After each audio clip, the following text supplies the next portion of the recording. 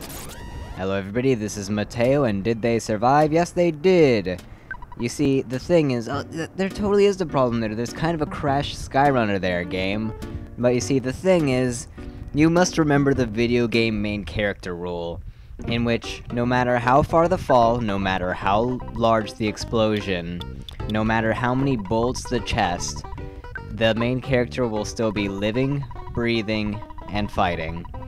And, well, that plays through even in this game. So we get a ton of cash so that we can finally buy things, and we're going to buy a whole bunch of equipment stuffs, and I actually think that I don't have enough money to buy all of this equipment, which I think is kind of weird. So I'll buy what I can and whatnot. But we're going to be getting a ton of stuff. I think there's only one thing that I end up not buying. Also, there's that lady again, that random NPC. I guess she was just a random NPC. And she just happened to feed us to the zombies as well earlier on. And that just happened to be the same NPC or whatever. Wonder if that's kind of awkward when, like, there's a traitor NPC, just a random one, and then they meet up, and then the heroes meet up with that NPC, like that same sprite, in another town, and they're like, "It's you!" And then the other guy is like, what are you talking about? I didn't do anything, I've just been tending my farm or whatever. And then they're like, "You tried to kill us!" And then he's like, "I don't know what you're talking about. The guy that looks just like you in wherever. Town A," and he's like, "Oh no, that's my twin. He left for Town A, but I'm still living here in Town B." I just feel like it would get kind of confusing after a while with so many of the NPCs looking the same. And also, we are taking all of the money out of the ATM, buying more coins of luckiness, because we need luck, and we don't have a cricket either. I actually just watched that movie like yesterday, or the day before. Pretty sure it was, yeah, it was yesterday. Mulan.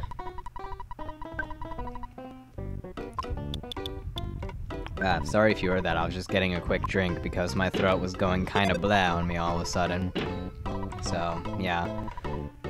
But, well, we're just buying stuff and, buying more lucky coins, although I feel like lucky coin would replace the great charm that Jeff kind of doesn't have, which would be really helpful for him.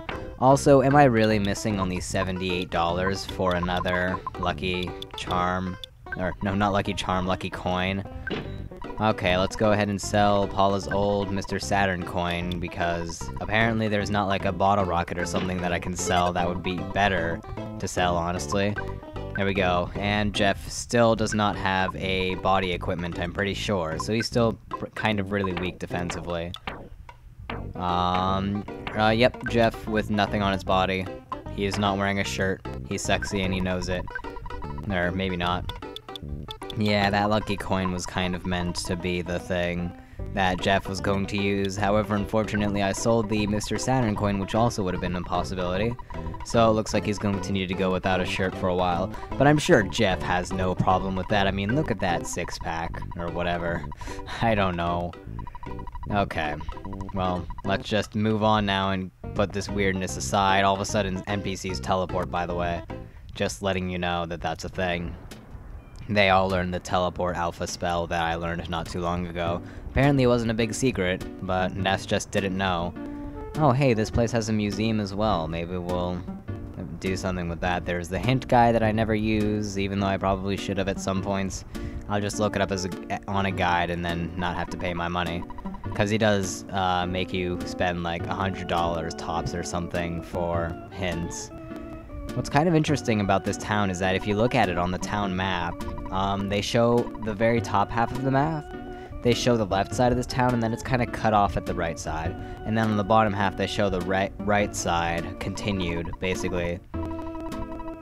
Okay, so apparently there's this thing called a Kraken, and it was released. And, he has wife problems, which is also a thing. Dinosaurs existed, I saw one. Yeah, and yet there are still some people that doubt it, oh well. And did that thing just say meow? I'm pretty sure that that door said meow. You're a door. You're not supposed to be saying meow. Okay, now one of these guys. Bow now, brown cow. So sad, bad dad, what? Okay, well, oh, okay, this is an empty house. We could live here, and the NPC would not care. Or maybe it's that cat's house. But one of these guys should give us a certain phone number that we actually need. And I believe it's this house. Yes, it is. It's that guy. Kinda looks like Everdred a little bit. Not really. Never mind. I said nothing. Like with beads in his hair or whatever. Still not Everdred, though. He gave us the Club Stoic phone number, which is fantastic. And here I am standing around wondering why I stopped, and then all of a sudden here's this guy calling Jeff. Oh, hey, it's Tony. Players' names. Oh, what? Breaking the fourth wall? Great, now this roof is only held up by 3 walls. Well, I am a total player, so I'm going to go ahead and enter in my name. Indeed. So, let's see here. Will gaming group fit? And will I put it in, I wonder. Do I? Yeah, or we could just put a whole bunch of random symbols like musical notes, exclamation marks, and question marks. I don't know about you guys, but I went through a little phase a long time ago where I named Pokemon like that, where Onyx would be like, I don't know, Rocky exclamation mark, period, musical note, Buddhist religious symbol, yin yang, stuff like that. Yes, I am. You are welcome. And he just needs to make sure. Now, if you remember Mother, or you've played it before, or you have previous knowledge of it, you might know what that is used for. Just kind of a neat little thing that this game does that I like. And, well, for now, it's just a random survey that he's doing, and it's never really explained what he does with that survey or whatever. So, oh well, he now has my name, and he is going to check out my YouTube channel, I believe. Yeah, +1 subscriber from Tony. T-O-N-Y, that is T-O-N-Y, Tony. Just like he said. And here we have yet another shop that sells random things, nothing really that good. Although, he mentioned a place called Scarabo that sells the same stuff. I'll talk about that place later. But for now, we just got to Summers. And this is a beach. It is our day out. Excuse me. And Jeff does not still have a body equipment, but he does have the Hyper Beam, so he can attack every turn, well, every other turn, but then the other turn he just has to sit and recharge. No, not really, that's just yet another Pokemon joke, because that seems to be all that I can do, but alas. So, it is, oh my, signs and cars. Okay, well, first off, the sign, interestingly enough, is labeled Ohio, but its O's are I's, so I just find that's funny. It just looks like it's saying hi, but alas it says Ohio. And also, it would have been nice if it had a 66 on it instead of a 40, just to make reference to cars that came out much later, but nonetheless. And speaking of cars, here we have a Mad Taxi that dies. Indeed. So, just, they do stuff I don't think that Ness suffers from asthma like Nintendo does. At least I've never been affected by it, although then again, not very many enemies in Mother used asthma-based attacks. So, I don't know, it's just germ warfare, and Gigu at the time, was really digging down deep in order to try to stop Nintendo, trying to pull out all the stops, but not locking a door, something that we just couldn't open. And, oh, we were almost caught by that. That would have been bad. So yeah, random enemies in towns now. Before, towns would have been a safe place aside from the sharks and Onett, but still. Although then again, towns really haven't been that safe, although they do have a lot less monsters than out in the field, or like in a dungeon or something. They still do have like the occasional crazy person or whatever. Also, because we called the Club Stoic number that we got, we were able to make a reservation, and now we can hang out here and look at a rock and talk about this lady's magic cake. Yeah. So this is just kind of really interesting. Just these people, they almost seem like weirded out, just like they're just, I don't know, they just speak about weird things and whatnot. But I think that this lady is the one that we're actually supposed to talk about, because she is the one with the magic cake, and we want some magic cake. Maybe then we can talk like these guys, and then we will be just like them, and we will fit in. And just the rock, it's just kind of weird. It's there, and they all, like, whatchamacallit, they all just look at the stone and philosophize, yeah. Philosophies. Crap, what's the... They all philosophize. I don't think that's right. They all make guesses and interpretations about that rock and whatnot, so I actually talked to NPCs for once. That is so weird, because they say really weird things. But she's going to go ahead and serve us magic cake that is made from only leftover materials, and apparently one of those leftover materials was drugs. Well, when they said magic, they really meant magic. Okay, it was very clear and a very strange dream. I personally never remember my dreams, so I don't know anything about that, really. Oh well. But apparently this is a land in the sky or something. I don't know, there was some clouds, or maybe it's just above the clouds or whatever. But here we are at Dalam in the far east. Although really that doesn't matter, because we never like travel through an overworld like we do in most RPGs with like an airship or something like that. Really everything's just kind of connected. It's kind of neat. Okay, the Palace of Poo. It's Smelly. Okay.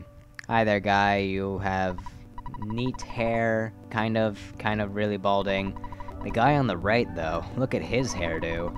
He's taking the mohawk to a new level. He even has a cord dangling out of it, and it's probably, like, connected to his back or something. And yes, we have more of those treasure chests that shout out, "Whoa!" when you open them. Fantastic. That cup of life noodles, I don't think that'll be really helpful in the slightest, considering that Pooh is the only one around right now, so there's nobody else that would be able to use that on him. And right now, you can only call your dad, because... whatever. Now, how Pooh is able to contact Ness's dad, I really don't know. But whatever, apparently this guy's hair works like a telephone, which is hilarious. So there you go, we can just use that to save as usual. Although I kind of wish that they used, like, the throne or something to save instead, because it really doesn't make sense to me how Pooh both knows Ness's dad's number and calls him, and the dad isn't weirded out. Well, he's kind of weirded out. He makes note of how Ness sounds different. But apparently Pooh sounds at least somewhat like Ness. Probably just, like, with a cold or something. Oh well, this is a rather small area, and it's a rather short little segment here to introduce us to our fourth character. Oh, come on, as though that's a spoiler. Really, they had us name him. So, there you go. And we got, whoa, bowl of rice gruel. It sounds delicious. Now, Pooh as a character works kind of weird. There are only certain pieces of equipment that will work on him. In fact, there is only one for each type of equipment.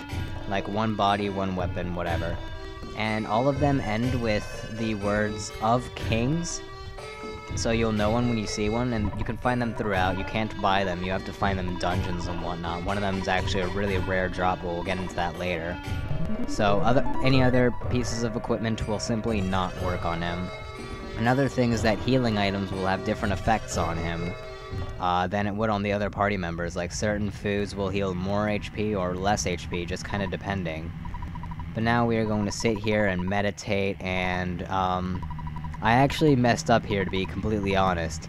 I actually thought that I was supposed to get up and go and help them, but, so I went, and I helped them, and there really was no thing, and they actually tricked me, so I had to go try again and not get distracted this time, and achieve, complete focus, or meditation, or whatever, so that I could be eaten by this gigantic floating spirit head. Exactly. That's what we're supposed to do, right? Now this is just a really, really neat, sequence. I love this part of the game. Just, I don't know, it's just so awesome. Cause you really don't do anything other than agree. Cause he's taking your legs and your arms, and you just have to take it. It's all in the, I don't know. Well, now I can't hear anything, so... Oh wait, he didn't take away your guys' hearing, never mind. My eyes? That would not be good. Oh well, he took away my eyes. Now we're playing the rest of this game blind. Literally! Okay. Let me guess. Oh, you're taking that too? Okay, well, I'm just kind of a limp body just kind of laying there now, unable to see or hear anything. Literally just waiting to die, so whatever. Way to end that video on a depressing note, holy crap. See you all next time, I guess, and did Pooh really die? Find out next time. See you all then, goodbye. Slightly happier note, I guess. Meh.